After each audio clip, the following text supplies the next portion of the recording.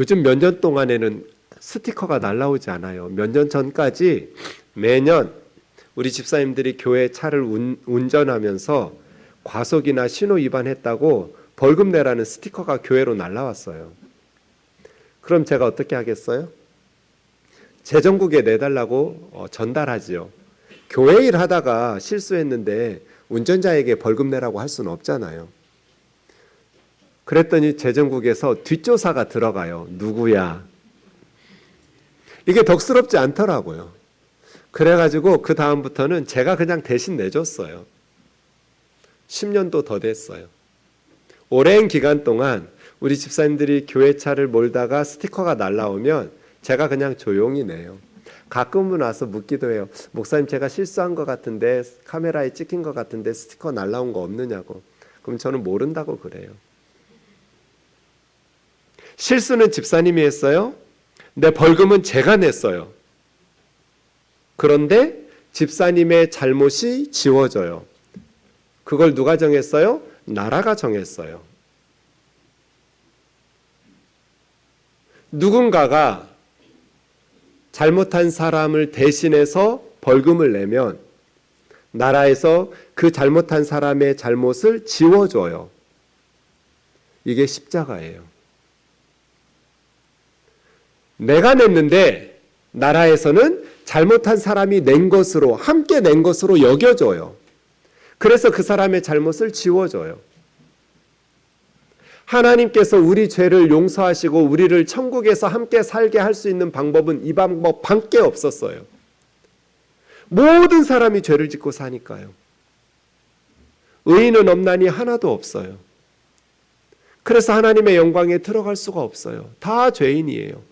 죄는 착하게 산다고 없어지지 않아요. 선행이나 득도나 종교적인 계명을 지킨다고 해서 우리 죄가 사라지지 않아요. 벌을 받아야죠.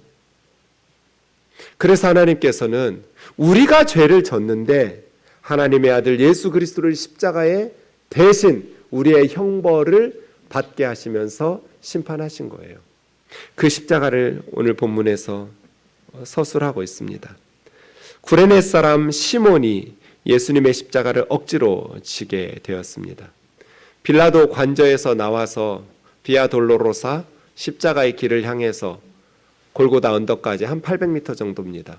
거기까지 예수님께서 십자가를 짊어지고 가는데 십자가에 매달리는 사형수는 그 전에 채찍을 맞아요. 그 채찍에는 여러 가닥의 가죽 끈인데 그 중간중간 매답에 짐승 뼈 조각이나 쇠 조각이 붙어 있어요. 그래서 채찍을 한번 휘두르면 그 뼈 조각이나 쇠 조각이 살점을 뚝뚝 떨어뜨려요. 그래서 그 시대의 글들을 보면 그냥 십자가에 처형되기 전에 채찍 맞고 죽은 사형수들도 많아요. 무시무시한 채찍이에요. 주님이 채찍을 맞았거든요. 그러니 주님이 그 십자가를 짊어지고 처형 장소인 골고다까지 가지를 못하고 자꾸 쓰러지는 거예요. 그러니까 로마 군병들이 네가 좀 대신 짊어지고 가 하고 구레네 시몬에게 억지로 맡긴 거죠. 그렇게 골고다에 올라서, 골고다는 해골의 장소라는 뜻이에요. 해골의 처소. 모양이 언덕이 해골처럼 생겼는지 아니면 거기서 처형해서 공동묘지가 있어서 골고다인지는 모르겠어요. 도착하니 그냥 사형수들에게 자비를 베푸느라고 신포도주, 값싼 포도주를 줘요. 마취제 역할을 하도록 도와주는 걸 거예요. 예수님께서 맛보시고 거부하셨어요. 맑은 정신으로 고난을 받겠다는 뜻이겠죠. 구레네 시몬, 사실은 구레네 시몬이 아니라 벳세다의 시몬 베드로가 짊어져야 되는 거 아니에요? 제자들은 다 주님을 버리고 도망갔어요. 마가복음 15장에 보면 이 구레네 시몬을 두 아들을 기록했어요. 알렉산더와 루포의 아버지였다고. 마가복음을 읽고 있는, 마가는 로마에서 쓰인 편지인데 아마 로마 교회 성도들에게는 알렉산더와 루포는 굉장히 잘 알려진 크리스찬이었던 것 같아요. 말하면 아는. 알렉산더와 루포의 아버지 구레네 사람 시몬이 억지로 예수님을 대신해서 십자가를 졌다 했는데 로마서 16장에 보면 사도 바울은 루포의 어머니가 나의 어머니라고 말해요. 그러니 구레네 시몬의 가족은 억지로 예수님을 대신해서 십자가를 지고 골고다로 올랐고 그 십자가 사건을 목격했고 나중에 그 십자가 사건의 의미를 깨닫고 크리스찬 가문이 된 거예요. 그래서 사도 바울과 같은 선교사들을 후원하는 아들로 삼아서 후원하고 함께 기도하고 복음을 전하는 그러한 선교의 후원 가정이 되었겠죠. 억지로 십자가를 지었지만 십자가 사건의 의미를 깨닫고 예수님을 믿고 구원받는 가정이죠. 35절에는 그냥 예수님의 십자가를 자세히 쓰지를 않고 한 단어로 십자가에 못 박았다 이렇게 써요. 예수님의 고난을 자세히 서술하면서 읽는 이들의 감정을 자극하지를 않아요. 굉장히 건조하게 써요.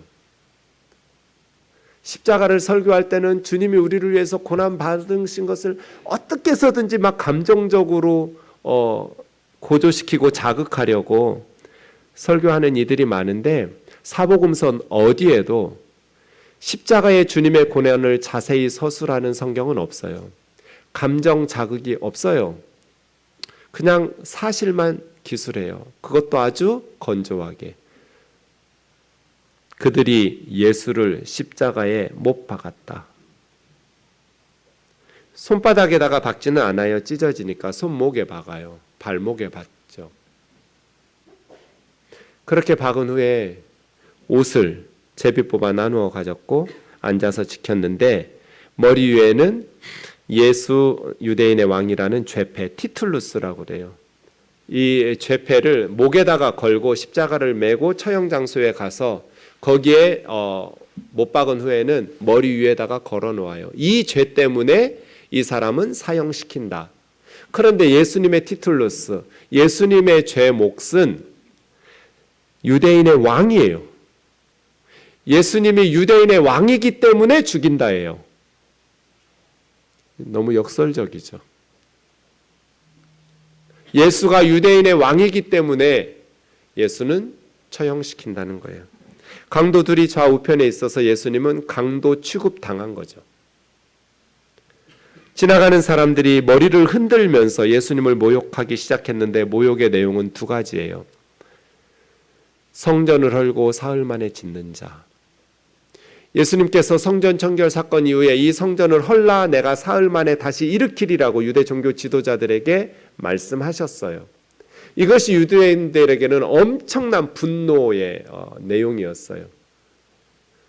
이 제2성전 수르바벨 성전은 기원전 20년부터 헤롯 대왕에 의해서 엄청나게 아름답게 증축되고 있었어요. 주 66년까지 그 예루살렘 성전은 아름답게 꾸며지고 있었고 주 70년에 로마인들에 의해서 돌 하나도 돌 위에 남겨지지 않도록 다 무너졌어요. 예루살렘 성전은 유대인들의 자랑이었어요. 너무나 웅장하고 아름다운 예루살렘을 보면서 그들은 너무나 흐뭇했어요. 그런데 예수님께서 헐어버리래요. 감히 하나님의 성전을 헐라니. 그러면 자기가 사흘 만에 다시 일으킨다니. 예수님의 이 말씀은 유대인들을 분노하게 했어요. 그러자 예수님이 십자가에 못 박히니까 그들은 그 내용으로 조롱하는 거예요.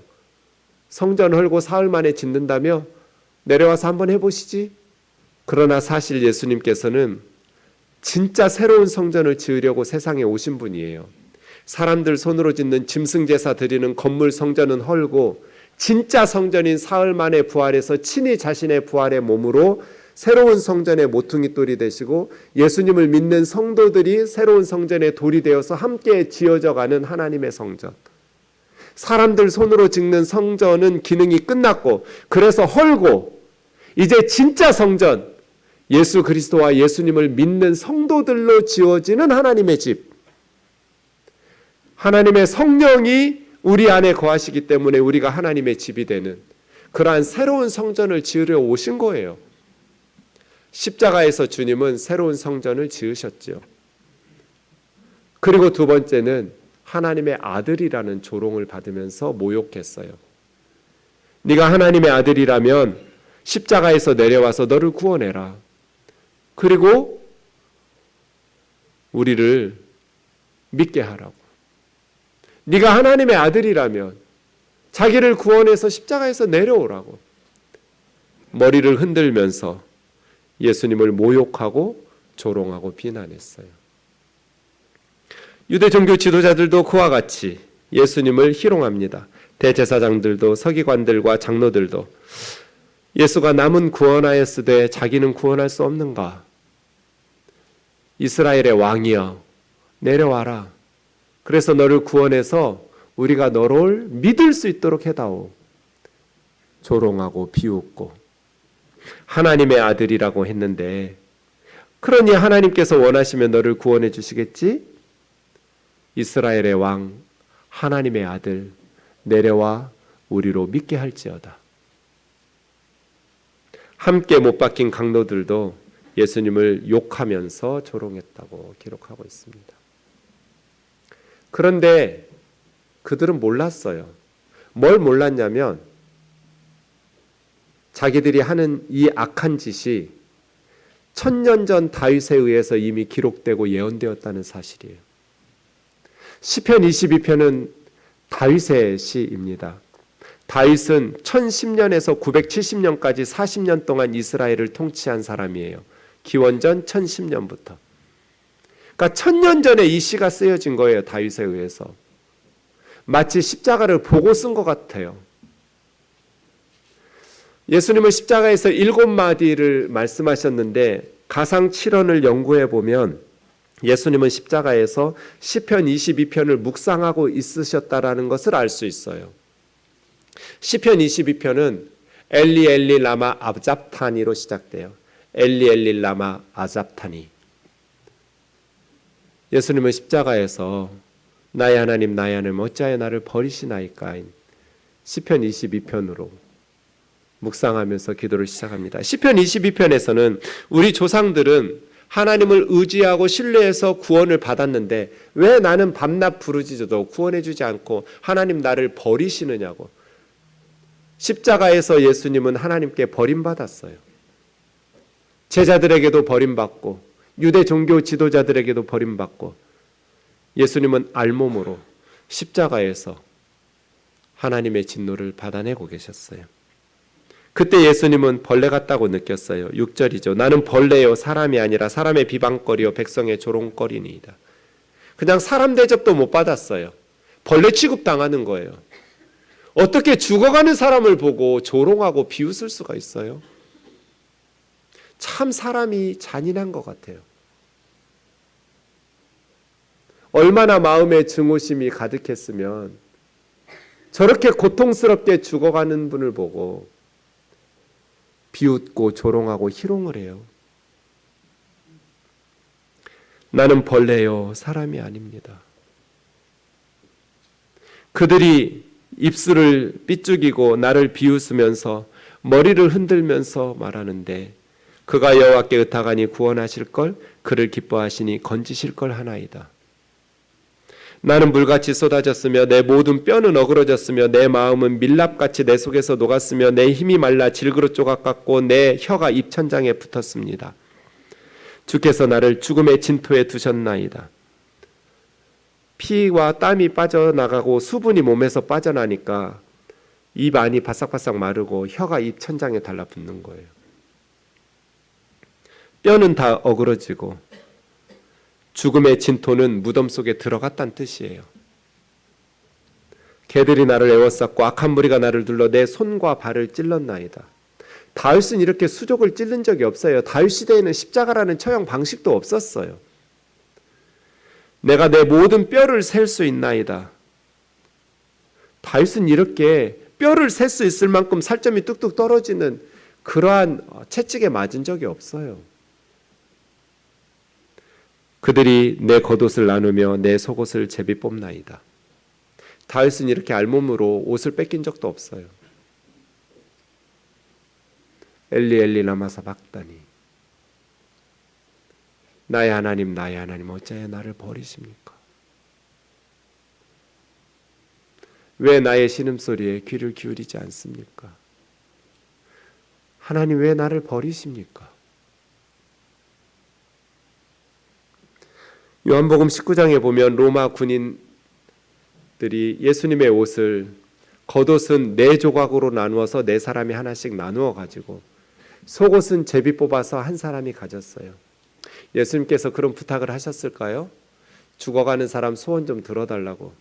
내 겉옷은 반드시 나누어 가지고 속옷은 한 사람이 제비 뽑아서 몰아 가져가 달라고. 그런 부탁을 하실 리도 없거니와 부탁을 한들 로마 군병들이 들어줄 리도 없겠지요. 그런데 이 모든 게 다 1000년 전에 예언됐어요. 그들은 몰랐겠지만. 그런데 시편 22편은 그렇게 고난받는 괴로움의 시로 끝나지 않고 엄청난 희망의 역사를 밝히면서 시가 끝납니다. 27절 보시면 땅의 모든 끝이 여호와를 기억하고 돌아오며 모든 나라 모든 족속이 주님 앞에 예배하리니. 31절에 있는 것처럼 주께서 이를 행하셨다. 하나님께서 이것을 행하시면 이것을 행하셨다라는 것은 앞에 시편 21편 1절에서 12절까지 내용이에요. 앞에서 행하신 그거 18절까지 1절에서 18절까지 하나님께서 행하신 그 일을 행하시면 무슨 일이 열매를 맺냐면 땅의 모든 끝이 하나님께 돌아오고 모든 민족 모든 족속이 주님 앞에 예배하게 돼요. 나라는 여호와의 것이고 여호와는 모든 나라의 주제이시고 후손이 자사손손 대대로 그를 전파하면서 하나님께 돌아와서 예배하게 될 거예요. 이렇게 시가 끝나는 시예요. 예수 그리스도 그분은 하나님의 아들 이스라엘의 왕으로 새로운 성전을 지으시려고 십자가에서 내려오실 수가 없었어요. 예수님은 십자가에서 못 내려와요. 우리 때문에. 우리를 대신해서 하나님의 저주와 하나님의 심판을 받으셔야 되기 때문에 하나님의 아들이시기 때문에 못 내려와요. 십자가에서 주님은 내려오라고 조롱하는 사람들에게 뭐라고 기도하셨어요? 누가복음 23장이에요. 아버지여 저들을 사하여 주옵소서. 그렇게 악하게 비난하고 조롱하는 사람들에게 하나님께서 그들의 죄를 용서해 달라고 기도를 해요. 왜냐하면 그들은 지금 자기들이 뭐 하는지 모르고 있기 때문에. 자기들이 지금 무슨 짓을 하는지 모릅니다. 그 말에 감동을 받았는지 처음에는 강도 둘 다 욕했는데 나중에 강도 중에 하나가 예수님 앞에 회개하고 나를 기억해 달라고 그래서 주님이 그를 데리고 천국에 들어가시죠.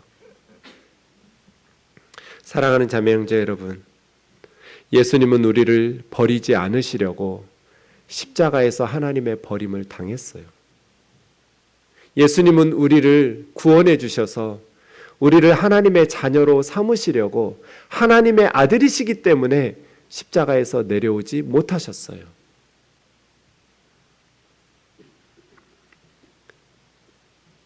한 형제가 고아였는데 너무 힘든 인생을 살다가 아주 좋지 않은 단체에서 일을 하면서 살다가 어떻게 우연히 저를 만나게 됐어요. 그래서 전도사 시절이었는데 전도사님 성경 좀 가르쳐 주세요 해서 매주 왔어요. 제가 매주 1:1로 성경을 가르쳐 줬어요. 다른 내용을 이야기할 때는 그냥 배우는데 하나님이 너를 사랑하신다라고 말하면 화를 내요. 근데 걔가 화내면 저는 쫄아요. 씨름 선수 출신이 조폭이니까요. 두려워하는 티를 낼 수는 없잖아요. 전도사 체면이 있으니까. 그냥 가만히 있어요. 한참 열내다가 차분해지면 또 말해요. 그래도 하나님이 널 사랑해.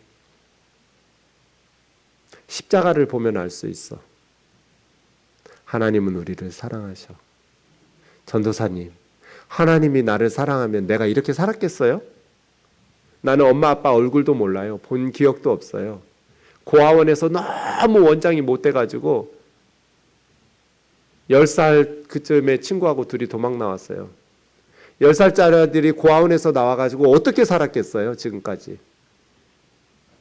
진짜 몹쓸 짓 많이 당하면서 살았어요. 하나님이 정말 나를 사랑하시면 내가 그렇게 살겠어요? 그래도 하나님은 널 사랑하신다. 어느 날 새벽에 전화했어요. 전도사님 주무시죠? 아는데 왜 전화했니? 어젯밤에 자려고 침대에 딱 누웠는데 하늘에서 자기 침대 위로 예수님의 사랑이 쏟아져 내렸대요. 너무 기뻐가지고 침대에서 벌떡 일어나서 거실을 왔다 갔다 하는데 이 기쁜 소식을 함께 기뻐해 줄 사람이 전도사님밖에 없어가지고 아침까지 기다릴 수가 없었다고. 전화 잘했다고. 잘 깨웠어. 아침에 그 집에 갔더니 주님의 사랑이 자기 마음에 그 침대에 쏟아져 내리는데 노트 3권을 줘요. 큰 두꺼운 대학 노트를. 거기다가 자기가 저한테 배운 성경 내용이나 찬송가 가사나 일기나 뭐 이런 것들을 제 욕도 써 있고요. 하는데 제일 많이 쓴 내용 중에 하나가 하나님이 정말 나 사랑하느냐예요. 하나님이 정말 나 사랑하냐고. 그 전도사 미친놈이 그러는데 하나님이 정말 나 사랑하냐고. 그게 빼곡히 써 있어요.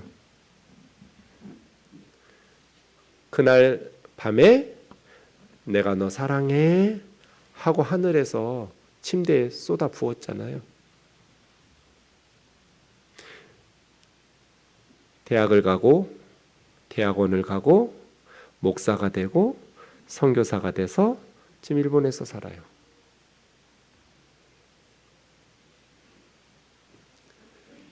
몇 년 후에 전도사님 하면서 신나는 목소리로 저에게 성경을 들고 찾아왔어요. 시편 27편 10절을 찾아보면서 전도사님이 신기한 구절이 있어요. 내 부모는 나를 버렸으나 여호와는 나를 영접하시리이다. 내 얘기가 여기 써 있네요.